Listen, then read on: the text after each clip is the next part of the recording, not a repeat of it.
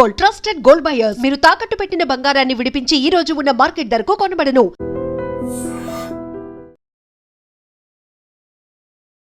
నమస్తే, నేను Kavitha. Welcome to I dream news and నిజాలు. 6వ వారం కూడా ఇరాన్ మీద అమెరికా, ఇజ్రాయెల్ దాడులు అనేవి కొనసాగుతున్నాయి.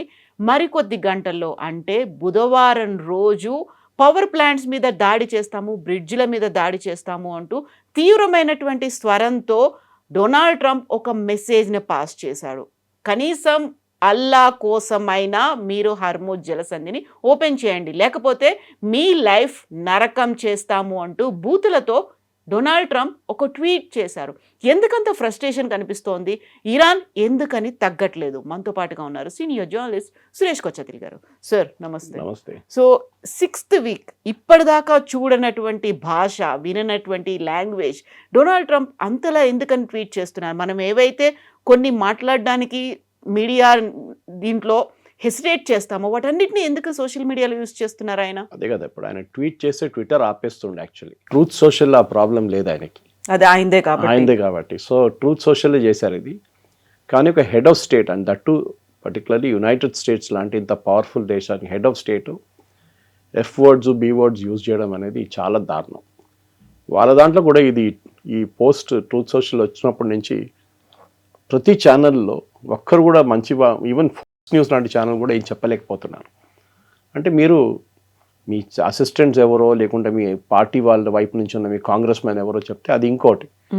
యాజ్ ఎ ప్రెసిడెంట్ మీరు ఇట్లాంటి పదాలు వాడడం అనేది చాలా కారణం. మీకు చెప్పాల్సిన ఫ్రస్ట్రేషన్ అర్థమవుతుంది అందరికీ. మీరు Hormuz, straight of Hormuz open చేయమంటున్నారు, వాళ్ళు చేయట్లేదు. సో మీరేం చేయాలి? పర్సువేషన్ ఉంటుంది, డైలాగ్ ఉంటుంది, మాట్లాడడం ఉంటుంది. దాన్ని ప్రైవేట్లో చేయాల్సి వస్తుంది. పబ్లిక్లో వచ్చి ఎందుకు చెప్పాలి? దట్ ఈస్ ట్యూస్డే రాత్రి ఈస్టర్న్ టైం 8 గంటలకు, అంటే మనకి పొద్దున 5:30కు మీ మీద bridge day, power plant day చేసేస్తాము, అన్నీ ధ్వంసం చేస్తాము. ఇప్పుడు ఇరాన్ పర్స్పెక్టివ్ ఆలోచించండి. ఇరాన్ ఏమనుకుంటారు? సరే మా మీద దాడి చేస్తున్నారు కదా, చేయండి. మేము అదే టైంలో సౌదీ అరేబియాని కొడతాం, మన ఖతార్ని కొడతాం, కువైట్ని కొడతాం, బహ్రెయిన్ని కొడతాం, మిగతా అన్ని దేశాలు ఎవరెవరు ఉన్నారు అక్కడ అందరినీ గల్ఫ్ కోఆపరేషన్ కౌన్సిల్ ఫినిష్ చేస్తారు, అబుదాబి కూడా, దుబాయ్ కూడా. ఇట్లాంటి పరిస్థితుల్లో ట్రంప్ సంగతి ఆలోచన. ట్రంప్ ఏమంటారంటే నాకు నా పని జరగాలి, విచ్ ఇస్ బేసిక్లీ, ఎందుకంటే 3 వారాల ముందు, 2 వారాల ముందు, 1 వారం ముందు కూడా ఆయన ఏమన్నారు, నాకు స్ట్రెయిట్ ఆఫ్ హార్ముజ్ సంబంధం లేదు, we have nothing to do with strait of Hormuz, మీరు కావాలంటే తీసుకోండి, this oil there, you take it అన్నారు, పండుగ చేసుకోండి అన్నారు. ఇప్పుడు సడన్గా మళ్ళీ ఆయనకి ఎందుకు స్ట్రెయిట్ ఆఫ్ హార్ముజ్ గుర్తొచ్చింది? ప్రాబ్లం అవుతాడు. ఆయన ఏమంటాడు, అమెరికా 100% ఆయిల్ మేమే, షేల్ ఆయిల్ మేము ప్రొడ్యూస్ చేస్తున్నాం, అంటే మేము డిగ్ చేసి తీసుకుంటున్నాం, మాకు ఎవరు సహాయం అక్కర్లేదు, మాకు స్ట్రెయిట్ ఆఫ్ హార్ముజ్ సంబంధమే లేదు, అక్కడి నుంచి ఆయిల్ మాకు రాదు ఇక్కడికి. దెన్ వై ఈజ్ ఈ insisting on straight of Hormuz to be open? దానికి చాలా క్లియర్ కారణాలు ఉన్నాయి. ఒకటి, ఏ రోజు స్ట్రెయిట్ ఆఫ్ హార్ముజ్ ఓపెన్ అవుతుందో ఆ రోజు ఆయిల్ రేట్ పడిపోతుంది. ప్రతిరోజు 100 నుంచి 120 షిప్పులు పైకి కిందికి వెళ్తూ ఉంటుంది, ఫిలప్ చేసుకుంటే మళ్ళీ బయటకు వస్తుంది. ఇప్పుడు 7 నుంచి 8 షిప్లే పోతున్నాయి. దాంతోనే మనం అర్థం చేసుకోవచ్చు అన్నీ, not everything is crude oil. కొన్ని ఫర్టిలైజర్స్ ఉండొచ్చు, కొన్ని కంటైనర్ కార్గో ఉండొచ్చు, కొన్ని హీలియం గ్యాసెస్ ఉండొచ్చు, కొన్ని గ్యాస్ ఉండొచ్చు ఖతార్ దగ్గర నుంచి, ఇట్లాంటి చాలా ఉన్నాయి, ఎల్పిజి ఉండొచ్చు. సో ట్రంప్కి ఇప్పుడు ప్రాబ్లం ఏంటంటే అమెరికాలో అమెరికన్ ఆడియన్స్కి ఆయన ఒక రిప్లై ఇవ్వలేకపోతున్నాను. ఇక్కడ ఎందుకు ఆయిల్ రేట్ పెరుగుతుంది చెప్పండి. ముందు $2 ఉన్న గ్యాస్ ఇప్పుడు 4కి వెళ్ళిపోయింది, $3 ఉన్న డీజిల్ ఇప్పుడు 5 అయిపోయినాయి per gallon. Gallon is 3.5 litres. అక్కడ ఉన్న ప్రజలు అడుగుతున్నారు, ఎందుకు పెంచారు మీరు? మీరే అన్నారు 100% ఆయిల్ మేమే ప్రొడ్యూస్ చేస్తున్నాం, ఇక్కడే ప్రాసెస్ చేస్తున్నాం, మళ్ళీ ఇంటర్నేషనల్ లెవెల్లో పెరిగినాయండి, వాట్ ఇస్ ద ప్రాబ్లం? మన దగ్గర ప్రొడ్యూస్ అవుతుంది, $30-40 తొవి తీస్తున్నారు బయటికి, ఇంకొక $10 పెట్టుకోండి ట్రాన్స్పోర్టేషన్, రిఫైనింగ్ అన్ని కాస్ట్ పెట్టుకొని, అప్పుడు కూడా $40, $50, $60 అమ్మొచ్చు కదా, మీరు $120 అమ్ముతున్నారు, $100 అమ్ముతున్నారు, ఎందుకని అడుగుతున్నారు అక్కడ ప్రజలు. ఆయనకి స్ట్రెయిట్ ఆఫ్ హార్ముజ్ ఓపెన్ చేస్తే ఈ రేట్లు పడిపోతాయి, మిడ్ టర్మ్ ఎలక్షన్ వచ్చేదాకా ఆయన హ్యాపీగా ఉంటారని. సో దానికోసం ఇప్పుడు వెంటబడి ఉన్నారు. లేకుంటే he was telling war is over, finished, there is nothing there అని చెప్పారు. వాళ్ళకి ఇరాన్కి నేవీ లేదు, ఎయిర్ ఫోర్స్ లేదు, రాడార్ లేదు, యాంటీ ఎయిర్క్రాఫ్ట్ సిస్టమ్స్ లేదు, ఏం లేదు అన్నారు. ఒక F-15-6ని కొట్టారు వాళ్ళు. F-6 చూశారు మీరు, ఈగిల్ని కొట్టారు మొన్న. ఎట్లా కొట్టారు అది కూడా? ఏ రాడార్ లేకుండే ఇన్కమింగ్ ఎయిర్క్రాఫ్ట్ ట్రాక్ చేయలేరు మీరు.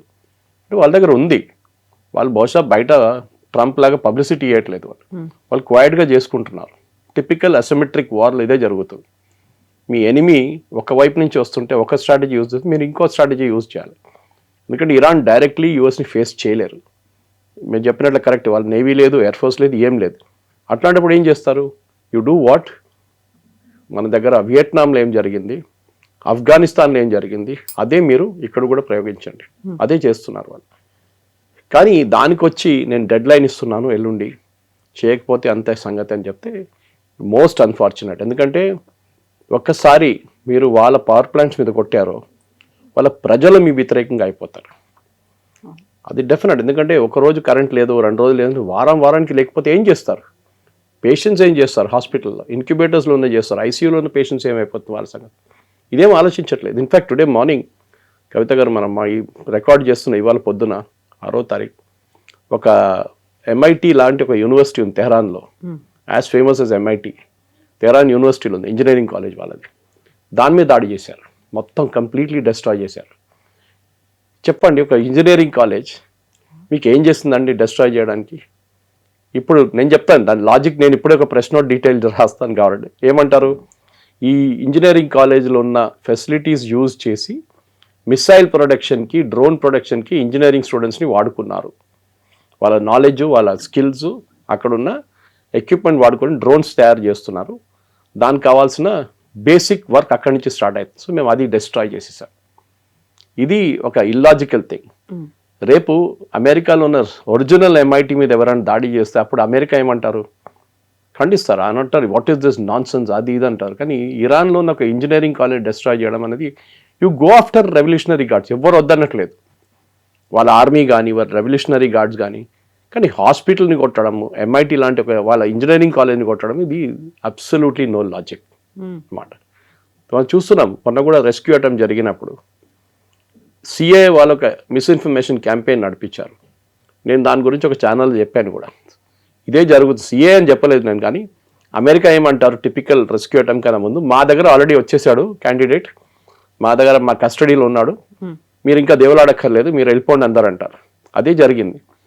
ఇరానియన్స్ విడ్రూ థింకింగ్ ఆల్రెడీ వీళ్ళు తీసుకెళ్ళిపోయారు. తర్వాత వాళ్ళు ఎయిర్క్రాఫ్ట్, హెలికాప్టర్స్ అని చూసినప్పుడు మళ్ళీ తిరిగి వచ్చారు వాళ్ళు. అక్కడే ఒక పెద్ద ఫైర్ ఫైట్ జరిగింది, మనకు తెలిసింది అది. దాంట్లో ఒక ట్రాన్స్పోర్ట్ ఎయిర్క్రాఫ్ట్ వీళ్ళు ఒక రఫ్ రన్వేలో దింపారు, చిన్న ట్రాన్స్పోర్ట్ ఎయిర్క్రాఫ్ట్. దాంట్లో పాసిబుల్లీ నేవీ సీల్స్ వాళ్ళు వచ్చారు. కానీ ఆ ట్రాన్స్పోర్ట్ ఎయిర్క్రాఫ్ట్ అక్కడున్న ఇసుకలో, శాండ్లో ఉనిపోయింది అనమాట. దాని తర్వాత దాన్ని టేక్ ఆఫ్ చేయలేకపోయారు. సో ఇదంతా అయిన తర్వాత వీళ్ళందరూ రెస్క్యూ చేసి హెలికాప్టర్ తీసుకెళ్ళిపోయిందా, వాళ్ళు ఇంకో జెట్ పంపించి దీన్ని బాంబ్ చేశారు. అదే ఇప్పుడు ఇరానియన్ స్టేట్ మీడియాలో చూపిస్తున్నారు విజువల్స్. $100 million. వాళ్ళకేం కాదు అది. ఇప్పుడు నా దగ్గర ఒక గెస్ట్ ఇవాళ అడిగారు పొద్దున, సురేష్ గారు ఒక్క జీవితం కోసం ఇంత ఖర్చు పెట్టాలనా అమెరికా అని అడిగారు. నేను చెప్పాను, వాళ్ళ దాంట్లో it is not the money, it's a prestige. రేపు ఈ ఇరాన్ చేతిలో వీడు దొరికింది అనుకోండి, ఇప్పుడు దొరకలేదు, ఆ specialist, arms specialist, what ever they call him, is not a pilot, ఆయన కర్నల్ ర్యాంక్, అది కూడా దొరికితే వాళ్ళు సరే పరేడ్ చేసుకుంటారు. వాళ్ళు ప్రతి టెలివిజన్ ఛానల్లో, ప్రతి దాంట్లో లోకంలో అందరికీ ఈయన ముఖం చూపిస్తారు, ఈయన వీడియో చూపిస్తారు. దాంతో అమెరికా దగ్గర ఉన్న పరువు మొత్తం పోతుంది. That such a powerful nation could not protect your own airmen అని. ఇప్పుడు మనం ప్యారలల్స్ డ్రా చేయాలంటే మన దగ్గర ఆపరేషన్ సింధు టైంలో అభినందన్ని ఎజెక్ట్ చేయాల్సి వచ్చింది పాకిస్తాన్లో, MiG-21. మనం ఏం చేసాం, మన దగ్గర కూడా అట్లాంటి రెస్క్యూ అటెంప్ట్ మనం ఆ టైంలో చేయలేము, చాలా రిస్కీ. ఇది కూడా చూడండి ఎంతమంది, ఆల్మోస్ట్ 100 మంది దాకా పార్టిసిపేట్ చేశారంట ఈ రెస్క్యూలో, ఇంక్లూడింగ్ నేవీ సీల్స్. ఒక 12 ఎయిర్క్రాఫ్ట్ పార్టిసిపేట్ చేశారంట. కానీ మనం ఏం చేసాం, ప్రెషర్ పెట్టాం పాకిస్తాన్ మీద. మీకు గుర్తుంటుంది, పాకిస్తాన్ అసెంబ్లీలో, నేషనల్ అసెంబ్లీలో వాళ్ళ ఫారిన్ మినిస్టర్ మాట్లాడుతున్నారు, మా ఆర్మీ చీఫ్ వచ్చి మా ప్రధానమంత్రిని బ్రీఫ్ చేశారు, అభినందన్ని నెక్స్ట్ 24 అవర్స్లో ఇండియాకి పంపించకపోతే ఇండియా వైపు నుంచి అన్ని మిసైల్స్ మా వైపు టర్న్ చేసి పెట్టారు, వాళ్ళు కొట్టేస్తారు మోదీ గారు అని చెప్పారంట. అండ్ ఈ made a statement, is his legs were shaking అన్నారు పాకిస్తాన్ ఆర్మీ చీఫ్ది. అప్పుడు విత్ ఇన్ 24 అవర్స్ రిటర్న్ చేశారు. దానికన్నా ముందు నచికేత మీకు గుర్తుంటుంది, during Kargil war same situation. అన్నిటికంటే డేంజరస్ ఏంటంటే మీ ఎనిమీస్లో మీ దొరకపోతే ఈవెన్ అభినందన్ని కొట్టారు వాళ్ళు, మొత్తం ఫోర్స్ అంతా బ్లడ్ ఉండే ఆయనది. కానీ ఈ పరిస్థితుల్లో దిస్ పర్టికులర్ టెక్స్ట్ బుక్ ఏం చెప్తారు, ఒక రిట్రీవల్ జరిగింది, అప్రిషియేట్ చేయాల్సింది అది, నో డౌట్. బట్ ట్రంప్ ఏంటి, ట్రంప్ రోల్ ఏంటి? ఆయన చెప్పుకుంటూ చూస్తే ఆర్మీ వైపు నుంచి ఇవ్వాలి దాకా కవిత గారు సెంట్కామ్ నుంచి ఒక స్టేట్మెంట్ రాలేదు, సెంట్రల్ కమాండ్ నుంచి నథింగ్. ఆఫీసర్ పేరు చెప్పక్కర్లేదు. ఆయన సీరియస్లీ ఇంజర్డ్ అంటున్నాడు Trump, but he'll be okay అంటున్నారు. అసలు ఏంటి, ఏం జరిగింది అసలు మనకు తెలియదు. బట్ ఓకే, అది మీ ప్రాబ్లం, మీరు సార్ట్అవుట్ చేసుకోండి. కానీ డెడ్ లైన్ ఇవ్వడం ఏంటి, అదే అర్థం కావట్లేదు. ఇది జరిగితే I think the entire Gulf will go up in flames. Qatar already వాళ్ళ గ్యాస్ ప్రొడక్షన్ ఆపేశారు, మన సౌదీ అరేబియా ప్రొడక్షన్ కట్ చేసేసారు, కువైత్ రిఫైనరీ మీద డైలీ దాడి జరుగుతుంది, బహ్రెయిన్లో ఉన్న రిఫైనరీ అంతే సంగతి, ఫుజరాలో ఉన్న వాళ్ళ ఆయిల్ డిపో మీద అక్కడ కొట్టారు, సౌదీ అరేబియాలో ఉన్న వాళ్ళ రిఫైనరీ మీద కొట్టారు. ఇటు వైపు మీరు చూస్తే సౌదీ అయిపోయింది, బహ్రెయిన్ అయిపోయింది, ఖత్తర్ గ్యాస్ ఫీల్డ్స్ మీద ఇరాన్ దాడి చేశారు. So everywhere it is a mess. ఇది సార్ట్అవుట్ చేసి మీకు రావడానికి, మీకు నార్మల్ కాస్ట్లో మీకు ప్రొడక్షన్ కాస్ట్ రావాలంటే ట్రంప్ స్టేట్ ఆఫ్ హోర్ముజ్ తెరిచి నో యూస్. ఎందుకంటే ప్రొడక్షన్ లేదు, ప్రొడక్షన్ ఉంటే కదా ఆయిల్ ఫిల్ చేసేది. ప్రొడక్షన్ లేనప్పుడు ఏం చేస్తారు? వీళ్ళ రిఫైనరీ కొట్టారు, వాళ్ళ రిఫైనరీ కొట్టారు, ఎవరు రిఫైన్ చేస్తారు? ఇండియాకి తీసుకొస్తారా? రిలయన్స్కి తీసుకొచ్చి రిలయన్స్ వాళ్ళకి ఇస్తారా జామ్నగర్లో? ఇదే అర్థం కావట్లేదు. సో టుడే ప్రెసిడెంట్ ట్రంప్ దాని నుంచి బయటపడడానికి చాలా డెస్పరేట్గా ట్రై చేస్తున్నారు. పాసిబ్లీ ఆమె అనుకుంటున్నాడు అంటే నేను ఈ ఒక బ్లాక్మెయిల్ ఇచ్చేసి స్ట్రేట్ ఆఫ్ హార్మూజ్ ఓపెన్ చేసి అయిపోయింది యుద్ధం, నేను వెళ్ళిపోతున్నాను ఇంటికి అని చెప్పి వెళ్ళిపోతారు. That is what is trying to do now. ఇప్పుడు పవర్ ప్లాంట్లని వదిలిపెట్టము, బ్రిడ్జిలని వదిలిపెట్టము, జస్ట్ మీరు హార్మూజ్ జలసంధిని మాత్రం ఓపెన్ చెయ్యండి. గాడ్ నేమ్ తీసుకున్నాడు అక్కడ, అదర్వైజ్ మీరంతా నరకం హెల్లో ఉన్న పరిస్థితి అక్కడ క్రియేట్ అవుతుంది అనేది ఇంత తీవ్ర స్థాయిలో హెచ్చరికలు చేస్తున్నప్పుడు ఇరాన్ మాత్రం అంతే స్ట్రాంగ్గా చెప్తోంది. అందులో వాళ్ళ ఆర్మీ చీఫ్ కూడా ఈరోజు చనిపోయాడు అనేటువంటి న్యూస్ అనేది వస్తున్నప్పుడు ఎక్కడికి వెళ్తోంది అనుకున్నప్పుడు మళ్ళీ ఇంకొక న్యూస్ 45 days సీజ్ ఫైర్ కోసం ప్రయత్నాలు అనేవి జరుగుతున్నాయి అనే మాట. వాళ్ళ ఐఆర్జీసీ ఇంటెలిజెన్స్ చీఫ్ చనిపోయారు వాళ్ళు పొద్దున, అది అంగీకరించారు వాళ్ళు. కానీ ప్రాబ్లం ఎక్కడ వస్తుందంటే కవిత గారు, ఈ 45 రోజుల సీజ్ ఫైర్ కాదు, లాంగ్ టర్మ్ సొల్యూషన్ కావాల్సి వస్తుంది. మీరు అంటున్నారు, ఇరాన్ అంటున్నారు హోర్ముజ్ మేము మూతపడలేదు, హోర్ముజ్ బాగానే ఉంది, we're not allowing American ships and Israeli ships and వాళ్ళ తోడు ఉన్న వాళ్ళ షిప్స్ అలౌ చేయట్లేదు అంతే. ఎవ్రీవేర్ చైనీస్ షిప్స్ పోతున్నాయి, ఇండియన్ షిప్స్ పోతున్నాయి, పాకిస్తానీ పోతే ఈవెన్ ఇండోనేషియన్ షిప్స్ మొదలైనవి. ఇప్పుడు వాళ్ళ షిప్స్ వెళ్తున్నాయి, ప్రాబ్లం లేదు. కానీ ద మెయిన్ ప్రాబ్లమ్ ఈజ్ అమెరికాకి అమెరికన్ షిప్స్ అనేది లేదు ఎక్కువ. కానీ లైబీరియన్ ఫ్లాగ్ ఉండొచ్చు, ఎవరైనా ఉండొచ్చు, దాన్ని ఇరాన్ పోనీయట్లేదు. సో అక్కడే ప్రాబ్లం వస్తుంది. ఎందుకంటే వీళ్ళు ఒక కోడ్ పెట్టుకున్నారు ఇరాన్, వాళ్ళ వైపు నుంచి మీరు పర్మిషన్ తీసుకోవాలంటే ఒక కోడ్ ఇస్తారు వాళ్ళు. ఆ కోడ్ ఈ ship has to give every time the pass through Hormuz. ఇప్పుడు నిన్న మొన్న కూడా 2 న్యూస్ ఐటమ్స్ వచ్చాయి. Oman and Iran strait of హార్మూజ్ని ఎట్లా కంట్రోల్ చేయాలని మాట్లాడుతున్నారంట. ఎందుకంటే ఈ స్ట్రేట్ ఆఫ్ హార్మూజ్ అనేది పర్షియన్ గల్ఫ్ నుంచి స్టార్ట్ అయ్యి కిందకు వచ్చి దుబాయ్ దగ్గర ఇట్లా తిరుగుతుంది, అది takes a U turn like thing and then strait of Hormuz start అవుతుంది. ఆ పాయింట్లో 2 దేశాలకు ఉన్న టెరిటోరియల్ వాటర్స్ అది. మన దగ్గర కూడా మన దేశం నుంచి 35-40 కిలోమీటర్ దాకా మనకు ఒక టెరిటోరియల్ రైట్స్ ఉంటుంది, మనకి ఎకనామిక్ జోన్ మనది అది. అక్కడ మిగతా దేశాల నుంచి వచ్చి ఎవరైనా ఫిషింగ్ చేయకూడదు, అన్ని రూల్స్ ఉంటుంది అట్లాంటిది. ఇరాన్ ఎప్పుడు అంటున్నారు, మా వైపు నుంచి వెళ్తున్న షిప్లు మా నీళ్ళ నుంచి వెళ్తుంది, going through my economic waters, next is Oman. So మేము దాని మీద టోల్ పెట్టినా లేకుంటే ఆపేసినా మీకు ప్రాబ్లం ఏంటి? It is not a free flowing river. అది వాళ్ళ లాజిక్ అన్నమాట. కానీ ఇన్ని రోజులు చేయకుండా సడన్గా చేస్తే ఎవరైనా అడుగుతారు ఎందుకు చేస్తున్నారు అనేది. ఇరాన్ ప్రాబ్లం ఏంటంటే వాళ్ళకి దగ్గర ఉన్న ఒకటే ట్రంప్ కార్డ్ ఇది. ఈ ట్రంప్ కార్డ్ వాళ్ళ చేతి నుంచి పోయింది అనుకోండి, ట్రంప్ మళ్ళీ ఆడుకుంటారు వాళ్ళతో. So they have to retain హార్మోస్. ఇది వాళ్ళ స్ట్రాటజీ అట్ ఎనీ కాస్ట్. ఇప్పుడు మీరు రేపు ఏమైనా చేస్తే కూడా యుఎస్ వచ్చి దాడి చేశారనుకోండి వాళ్ళ మీద, కర్గ్ ఐలాండ్ మీద మేము ఆక్యుపై చేస్తూ అంటున్నారు. వీళ్ళ స్ట్రాటజీ యుఎస్ ఒక స్ట్రాటజీ ఉండొచ్చు. ఇన్ఫ్యాక్ట్ టుడే మార్నింగ్ చాలామంది 4-star రిటైర్డ్ జనరల్స్ మాట్లాడుతున్నారు, ఇటువైపు బాంబింగ్ చేసినప్పుడు, ఇరాన్ మెయిన్ లైన్ మీద బాంబింగ్ చేసినప్పుడు కర్గ్ ఐలాండ్ వైపు వీళ్ళు ఈ ఫ్లోటిలా పంపిస్తారు, ల్యాండింగ్ షిప్స్ని పంపిస్తారు. ఇరాన్ ఇక్కడ బిజీ ఉంటారు, వాళ్ళు ఎట్లా ఆడుకోవాలి, వీళ్ళని ఎట్లా ఆడుకోవాలి. ఈవెన్ టుడే వాళ్ళు 16 ప్లేసెస్లో బాంబింగ్ జరిగింది, ఆలోచించండి. సో ఆ రోజు ఎంత ఉంటుంది, 2 ఇట్ విల్ రెయిన్ లైక్ హెల్ అన్నారు. ఆ స్పెల్లింగ్ కూడా తప్పు చెప్పాడు ట్రంప్, REIGN అని కొట్టాడు. నేను దాన్ని కరెక్ట్ చేశాను, తర్వాత చెప్పాను. రెయిన్ అంటే ఒక రాజ్యం, how long you rule, it's not rain. Rain అంటే వర్షం పడేట్లా. ఎనీవే, సో ఈ రెయిన్ ఆఫ్ హెల్ ఉంటుంది కదా చూడండి, అది ఇరాన్ మీద పడుతుంది. ఇరాన్ ఇమ్మీడియట్లీ ఏం చేస్తారు, ఎక్కడ పోయినా అక్కడ ఫైర్ చేసేస్తారు వాళ్ళు, ఎవరైనా కానివ్వండి. So they will fire at Kuwait, they will fire at Qatar, అందరి మీద పోతుంది.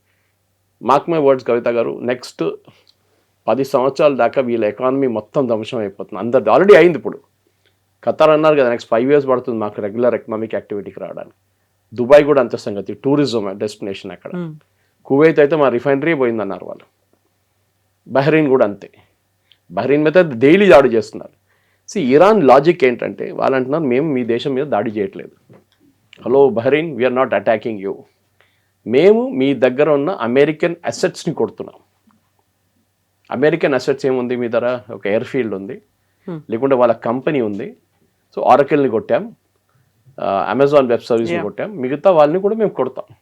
because వీళ్ళందరూ అమెరికన్ దాని బ్రాండ్ని రిప్రజెంట్ చేస్తారు, వాళ్ళని ఇప్పుడు ఆలోచించండి, ట్రంప్ ఎంతమందిని ప్రొటెక్ట్ చేస్తారు? మీరు ఎయిర్ ఫోర్స్ బేస్ని ప్రొటెక్ట్ చేసుకుంటారా, అమెజాన్ వెబ్ సర్వీస్ చూస్తారా, లేకుంటే ఆరకిల్ చూసుకుంటారా, లేకుంటే మైక్రోసాఫ్ట్ క్యాంపస్ ప్రొటెక్ట్ చేస్తారా? ఏం చేస్తారు మీరు? ఒక లిమిట్ ఉంటుంది. ఇది ట్రంప్కి ఇప్పుడున్న అన్నిటికంటే పెద్ద ఇష్యూ. ఎందుకంటే at local level, domestic level ఆయన రేటింగ్స్ చాలా పడిపోయినాయి, 32 దాకా వచ్చినాయి. మాగా వాళ్ళు ఒక్కరే ఉన్నారు ఇప్పుడు ట్రంప్తోని, మిగతా అందరూ పారిపోయారు అక్కడి నుంచి. సో ట్రంప్ నోస్, ఆయనకు తెలిసిపోయింది చాలా క్లియర్గా. ఆ ఫ్రస్ట్రేషన్ ఆ లాంగ్వేజ్లో చూపిస్తుంది. ముందు మనం చెప్పాను చూడండి, ఒక రాష్ట్రపతి ఎప్పుడు చేయనికూడదు చేశారు ఆయన ఆ లాంగ్వేజ్తోని. Now you cannot take it back. ఒకసారి అయిపోయింది అంతే సంగతి. ఈ పరిస్థితుల్లో నెక్స్ట్ 48 hours చాలా క్రూషియల్గా ఉండబోతుంది. 48 కూడా లేదనుకోండి, ఇప్పుడు ఒక 12 గంటలు తీసేస్తే 36 గంటలు చాలా క్రూషియల్గా ఉండబోతుంది.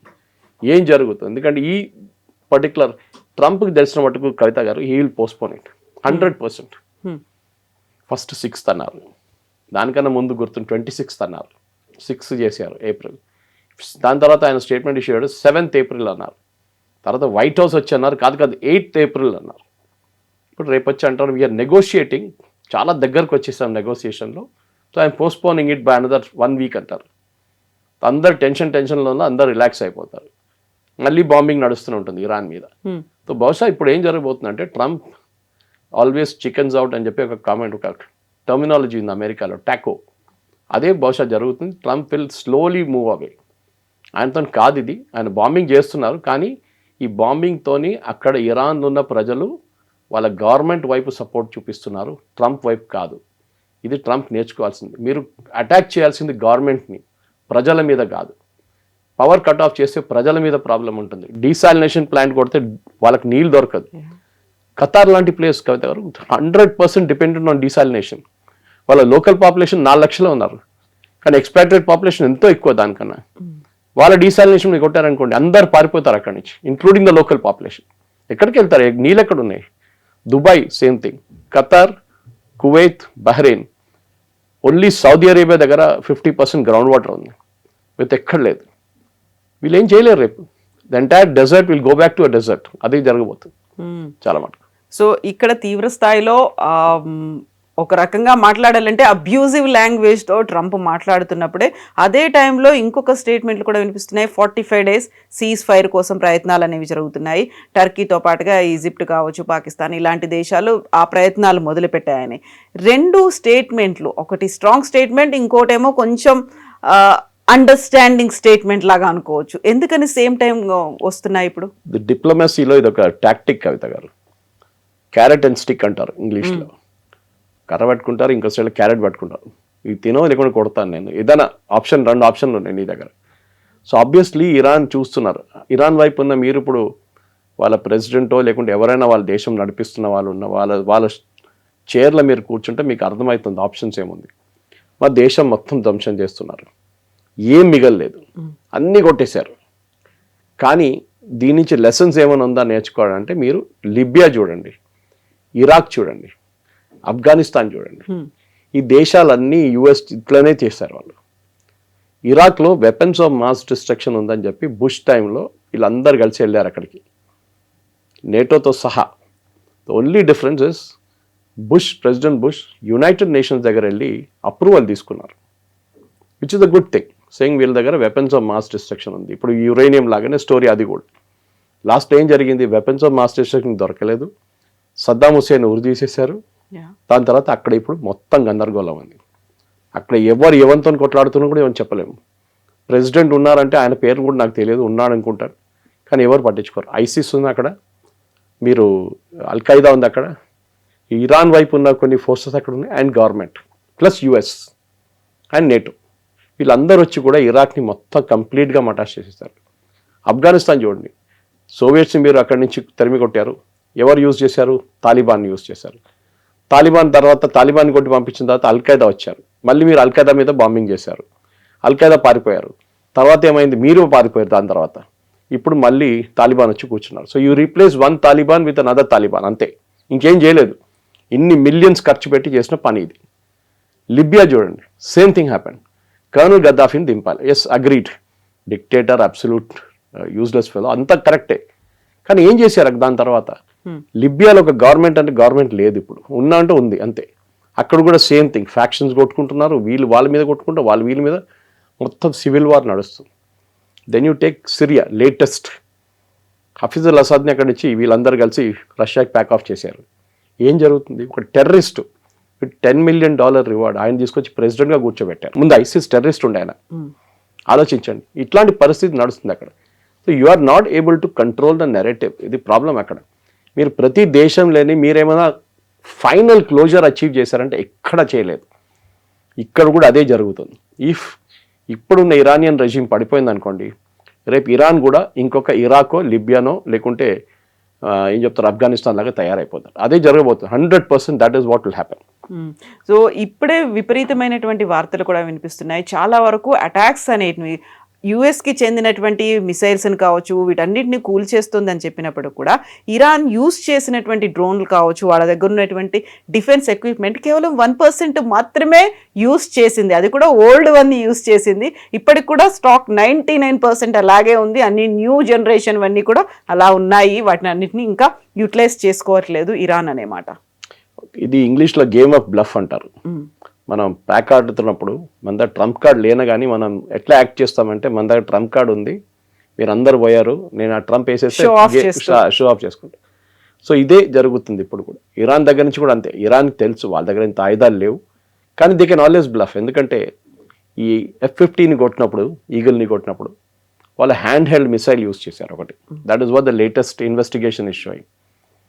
యుఎస్ ఏమనుకున్నారంటే వీరి దగ్గర లేదనుకున్నారు. దీన్ని స్టింగర్ అంటారు. మీరు ఏం చేస్తారంటే ఆఫ్ఘనిస్తాన్ నుంచి పారిపోయినప్పుడు ఈ స్టింగర్లను అక్కడ పెట్టేసి పారిపోయారు యుఎస్. దాని ధ్వంసం కూడా చేయలేదు, అంత టైం కూడా లేకుండే వాళ్ళ దగ్గర. తర్వాత తాలిబాన్ చేతిలో పడ్డది అది. తాలిబాన్ కొన్ని ఉంచుకున్నారు, చాలా అమ్మేశారు. Possibly some of them have reached Iran. ఈ స్టింగర్ మిసైల్ అడ్వాంటేజ్ ఏంటంటే అది హీట్ సీకింగ్ మిసైల్. మీరు ఒక ఎయిర్క్రాఫ్ట్లో బ్యాక్ బర్నర్ ఉంటుంది, ఇంజిన్ది, చాలా హీట్ జనరేట్ చేస్తుంది. అది టేక్ ఆఫ్ చేసినప్పటి నుంచి దట్ బర్న్ అవుతున్నాడు, మీకు అనిపిస్తుంది. This heat missile will go after that heat. దానికోసం ఎయిర్క్రాఫ్ట్ ఎప్పుడైనా ఫైటర్ ఎయిర్క్రాఫ్ట్ ఏం చేస్తారంటే ఫ్లేర్స్ పంపిస్తారు సైడ్కి ఇట్లా. దట్ ఈస్ జస్ట్ డైవర్ట్ అనమాట, ఏదైనా మిసైల్ వస్తుంది అట్లా వెళ్ళిపోతుందని. కానీ ఈ కేసులో కరెక్ట్ అది వెళ్ళి కొట్టింది దాన్ని. సో అఫ్కోర్స్ F-15 F-35కి సంబంధమే అసలు world of difference. F-35 is a stealth bomber, versus F-15 పాత టెక్నాలజీ, దాన్ని అప్గ్రేడ్ చేసి వచ్చారు. ఇనీషియల్ డేస్లో నా అంచనా ప్రకారం ఇట్ వాస్ $35 million. తర్వాత అప్గ్రేడ్ 60 అయింది. ఇప్పుడు they are saying now latest one with all the upgrades is around $100 million. మన పాకిస్తాన్ F-16 కూడా వీళ్ళు F-15 F-16 అప్గ్రేడ్ చేస్తున్నారు యూఎస్ ఇప్పుడు, ఎందుకంటే వాళ్ళకి బిజినెస్ అది. సో ఈ F-15ని మీరు కొట్టారని చెప్పి వాళ్ళు పండుగ చేసుకుంటే ఇరాన్. F-35ని కొట్టాం ఫస్ట్ వాళ్ళు చెప్పారు. A-10 వార్థాగ్ని they hit it over strait of Hormuz, అది కూడా క్రాష్ అయింది, పైలట్ ఎజెక్టెడ్ ఫ్రమ్ దాట్. కానీ ఇదన్నీ చూస్తే మీరు చెప్పినట్లు కరెక్టే, ఇరాన్ దగ్గర ఏం లేదు, ఇరాన్ దగ్గర ఆయుధాలు లేదనుకున్న అమెరికా ఇంత పెద్ద boast that they are finished, that nothing they have అని చెప్పాను. ఇది ట్రంప్ ది టిపికల్ ఒక ఏం చెప్తారు, ఒక గేమ్ ఆఫ్ బ్లఫ్ అనమాట ట్రంప్ది. మీరు ధ్వంసం చేశారు, అగ్రీడ్, బట్ మీరు దాన్ని ఇంత పబ్లిసిటీ ఇవ్వాల్సింది ఎందుకు? మీరు కొంచెం హంబుల్గా ఉండండి. ఎస్, దే మే హ్యావ్, వాళ్ళ దగ్గర ఉండొచ్చు, నాకు తెలియదు. మా దగ్గర ఉన్నప్పుడు మేము 90% డిస్ట్రాయ్ చేసేసాం, 10% వాళ్ళ దగ్గర ఉండొచ్చు ఇంకా. అప్పుడు మీకు ఒక ఎక్స్క్యూజ్ వచ్చేస్తుంది. ఇప్పుడు అందరు అడుగుతున్నారు అదే, మీరు అన్నారు అయిపోయింది. ఎందుకంటే ఈ ఎయిర్క్రాఫ్ట్ పర్టికులర్ వన్ F-15 కవిత గారు, it was flying very low. Usually అది 10,000 feet దానిపైనే ఫ్లై చేస్తుంది. ఇది 3,000 feet నుంచి ఫ్లై చేస్తుందంట. Obviously it was looking for something in the ground. Bombing mission ఉండొచ్చు, లేకుంటే రికానసెన్స్ మిషన్ ఉండొచ్చు. సో దాన్ని కొట్టారు. అదే ఎయిర్క్రాఫ్ట్ 10,000 feet ఉంటే మీరు కొట్టలేరు. హీట్ సీకింగ్ మిసైల్ కాదు, దేనికి చాలా డిఫికల్ట్ ఉంటుంది. సో అట్లాంటి ఆబ్వియస్లీ మీరు కాన్ఫిడెన్స్ ఏమొచ్చిందంటే మీకు, మేము ఎంత లో పోయినా కానీ ఎవ్వరు మమ్మల్ని ముట్టరు. ట్రంప్ చెప్పారు కదా, Iran skies are free for us, we're flying in and out, B-2 bombers ఎవరైనా కానీ మేము ఫ్లై చేసుకుంటూ పోతే అక్కడ ఏం లేదని చెప్పి we made the same statement operation సింధూర్లో మనం పాకిస్తానీ రాడర్స్ని కొట్టాం. ఫస్ట్ కొట్టిన తర్వాత సెకండ్ డే మనకి ఫ్రీ అయిపోయింది. We could fly in to Pakistan without detection. ఇది కూడా అదే జరిగింది. కానీ అదే చాలామంది అంటున్నారు, మన దగ్గర ఉన్న Indian air force officers retire అయిన వాళ్ళు సీనియర్ మంది, చాలా మంది ఛానల్స్ ఇంటర్వ్యూలు చెప్తున్నారు, US should have learn from operation Sindoor. చాలా లెసన్స్ ఉండే దాంట్లో. ఒకటి, how to use unconventional war. Pakistan Turkey drones, China drones వాడారు. Pakistan Chinese air traffic systems వాడారు, వాళ్ళ రాడార్స్ వాడారు. ఇరాన్ దగ్గర అదే ఉంది. అమెరికా మన ఫైటర్ జెట్లు కూలిపోయాయి, రఫేళ్లు కూలిపోయాయి అనేటువంటి క్యాంపెయిన్ చేసిందే వాళ్ళు. అండ్ ట్రంప్ కూడా అదే విషయాన్ని పదే చెప్తూ వచ్చారు కదా. ఇప్పుడు అదే అడుగుతున్నారు అందరూ, మీరు ఒక్క టెక్నికల్ సపోర్ట్ పర్సన్ని, ఒక కర్నల్ని రెస్క్యూ చేయడానికి ఇంత ఖర్చు పెట్టారు. నా దగ్గర ఒకరు అడిగారు, ఎందుకు ఇంత ఖర్చు పెడతారు వీళ్ళు, అయిపోయింది కదా అని ఇట్సేసి అయిపోతుండే కదా. ఆల్మోస్ట్ 940 కోట్ల పోయింది. సో మీరు మీ ఇండియా దగ్గర వచ్చినప్పుడు మీరు అన్నారు, నేను యుద్ధం నేనే ఆపాను, అదొకటి. వాళ్ళ 7 ఎయిర్క్రాఫ్ట్ పోయిందన్నారు. ఇప్పుడు ఆయన ఒక్క ఎయిర్క్రాఫ్ట్ గురించి కూడా మాట్లాడలేదు. You should have the guts to admit, yes we lost 7 aircraft. ఇప్పుడు ఆల్మోస్ట్ 11 అంటున్నారు. ఇప్పుడు 3 అయితే ఫస్ట్ F-16 అక్కడ కువైట్లోనే వెళ్ళిపోయింది. ఒక్కొక్క 100 మిలియన్ అగైన్ ఆలోచించాం. అక్కడ 300 మిలియన్ పోయినాయి. దాని తర్వాత A-10 వార్తా ఒకటి పోయింది. ఇప్పుడు F-15 పోయింది. ఒక అవాక్స్ కొట్టారు వాళ్ళు సౌదీ అరేబియాలో, అక్కడ మేజర్ డ్యామేజ్. సో ఇట్లాంటి పరిస్థితుల్లో అమెరికా దగ్గర ఇప్పుడు ఏం చెప్తారు, they have no right to show a face అంటారు ఇంగ్లీష్లో. చూపిలేక వాళ్ళు పబ్లిక్లో ప్రెసిడెంట్ ట్రంప్ వచ్చి రేపు ఒక రిపోర్ట్ కార్డ్ ఇవ్వాలంటే ఆయన ఇవ్వలేడు. మమ్మల్ని అంటే భారతదేశాన్ని ఎట్లా మాక్ చేశారు ఆ రోజు. They have lost aircraft, they have lost 7 aircraft. Who ఈ డజంట్ స్పెసిఫై. నేనే సీజ్ ఫైర్ చేయించాను, మీకు తెలుసు కదా, నేనే చేయించాను. ఇప్పుడు అస్సలు ఆయనకు ఒక వైట్ హౌస్లో దాచుకుంటున్నాడు, ఇప్పుడు బయటికి రావట్లేదు. ఇన్ఫాక్ట్ దిస్ వీకెండ్ ఈ డెంట్ గో టు ఫ్లోరిడా. ఆయన మారాలోగా పోతారు ఆయన ఇంటికి గోల్ఫ్ ఆడడానికి. దిస్ వీకెండ్ ఈ డెంట్ గో, ఎందుకంటే సిచ్యువేషన్ రూమ్లో ఉండాలి, సిచ్యువేషన్ చాలా సీరియస్ ఉందని చెప్పేసి. ప్రెసిడెంట్ ట్రంప్కి ఒక రియాలిటీ చెక్ వచ్చింది కాబట్టి the end of the war is very clear. Lesson end of the war result is Iran will be finished, దాంట్లో డౌట్ లేదు. ఓకే, కానీ at what cost? Okay, American aircraft, American personnel 13 మంది చనిపోయారు ఇప్పుడు దాకా, 170 మంది ఇంజర్డ్ అయ్యారు. Even this technical person was evaluated and taken out, colonel, ఆయనకి సివియర్ గాయాలయ్యాయంట. But Trump says will be okay, no problem. కానీ మీరు మీ వార్లో మీ వైపు నుంచి ఉన్న జరిగిన నష్టాల గురించి ఒక రిపోర్ట్ కార్డ్ ఇవ్వండి. అది ఇవ్వట్లేదు. Why you sacked your army చీఫ్ని సాక్ చేశారు, పీట్ హెస్గెత్. యుద్ధం నడుస్తుంది, యుద్ధం నడిమిట్లో మీ ఆర్మీ చీఫ్ని సాక్ చేశారు మీరు. మీ ట్రూప్స్ మొరాల్ ఏముంటుంది, వాళ్ళ కింద పనిచేసే ఆఫీసర్ మొరాల్ ఏముంటుంది? మా బాస్ని సాక్ చేసేసారు, యుద్ధం నడుస్తుంది, యుద్ధం తర్వాత మీ పొలిటికల్ పాయింట్ అప్పుడు తీర్చుకోండి. మీరు మోదీ గారు చేశారనుకోండి, ఇది ఇప్పుడు ద్వివేది గారిని సాక్ చేస్తే ఎట్లా ఉంటుంది image? It doesn't happen that way. కానీ అమెరికాలో ఏదో లార్జెస్ట్ డెమోక్రసీ అంటారు, we will send you to stone age అంటారు ఇరాన్ని. ఇరాన్ 6,000-7,000 సంవత్సరాల సివిలైజేషన్ ఇరాన్. అమెరికా 250 సంవత్సరాలు అంతే. స్టోన్ ఏజ్లో ఎవరున్నారో అందరూ తెలిసిపోయింది చాలా clear. I think Trump he's made an absolute fool of himself దీంట్లో. ఇంకా ఆయన దీని నుంచి ఎట్లా బయటపడతాడంటే ఒకటే, ఇరాన్ని మొత్తం జంక్షన్ చేసి నేను గెలిచాను చూడండి, ఐఎమ్ లీవింగ్ నౌ అని చెప్పి, state of Hormuz is open, మీరు ఏం కావాలంటే చేసుకోండి అని చెప్పి వెళ్ళిపోతారు. That is what is going to happen. But Iran మాత్రం తాము ఓడిపోవడానికి సిద్ధంగా లేదు, ఇంకా అమెరికా వచ్చి గెలిపించుకో. కరెక్ట్.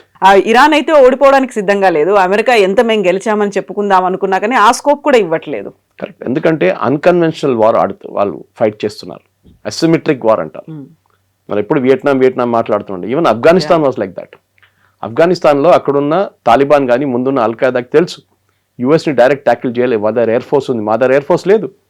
ఏం చేస్తారు, ల్యాండ్ మైన్ పెడతారు, ఓకే, సూసైడ్ బాంబర్స్ తీసుకొస్తారు. ఇది వాళ్ళ అసిమెట్రిక్ వార్ఫేర్. యూఎస్ చేయలేరు కదా సూసైడ్ బాంబింగ్. సో వాళ్ళ దగ్గర అంత మోటివేటెడ్ ఎవరు దొరకరు వాళ్ళకి. సో ఇది వాళ్ళు చేస్తారనమాట. సో వాళ్ళ వైపు ఉన్న టాక్టిక్స్ వాళ్ళు యూజ్ చేస్తారు, అమెరికా వైపు ఎయిర్ పవర్ యూజ్ చేస్తారు. కానీ air power will not work unless your boots on the ground. మీ సోల్జర్స్ దింపితేనే ఒక మార్పు వస్తుంది ఇరాన్లో, లేకుంటే రాదు. అది చాలా చాలా క్లియర్ అనమాట. Yes, sir. Thank you so much, sir. Thank you. And for more videos, Please subscribe to iDream. Please subscribe to iDream. Please subscribe iDream. And please subscribe to iDream. For more videos, subscribe to iDream. please like, share and subscribe to the channel. Congratulations, iDream. Subscribe to iDream. Subscribe to iDream. So subscribe to iDream Media. iDream ki iDream team andarki huge congratulations. Please subscribe iDream Media. Please subscribe to iDream. Subscribe iDream. Please subscribe to iDream. iDream అంటే నా కళల ఛానల్ను subscribe చేసుకున్న నోరు తిరుగుతలేదు, మీరైతే గంట గుర్తు కొట్టండి. For more such videos, please subscribe to iDream. Subscribe to iDream. Please subscribe to iDream. Please subscribe iDream Media. Please do subscribe to iDream. Please subscribe to iDream Media. For best entertainment and information, please subscribe iDream. And don't forget to subscribe to iDream.